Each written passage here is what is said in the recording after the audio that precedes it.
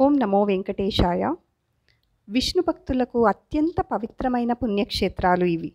108 విష్ణు దివ్య దేశాలు ఎక్కడున్నాయో ఇప్పుడు తెలుసుకుందాం. 108లో 106 మన భూమిపైన ఉన్నాయి. ఇంకా 2 భూమి బయట ఉన్నాయి. అవి వైకుంఠం, పాలసముద్రం. 106లో 105 మన ఇండియాలో ఉన్నాయి. ఇంకొకటి నేపాల్లో ఉంది, ముక్తినాథ టెంపుల్. ఇండియాలో ఉన్న 105లో ఎక్కువ తమిళనాడులో ఉన్నాయి. తమిళనాడులో 84, కేరళలో 11, ఆంధ్రప్రదేశ్లో 2, తిరుపతి, అహోబిళం.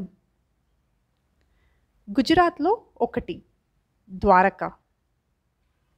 ఉత్తరప్రదేశ్లో 4, అయోధ్య, నైమిషారణ్యం, గోకుల, మథుర.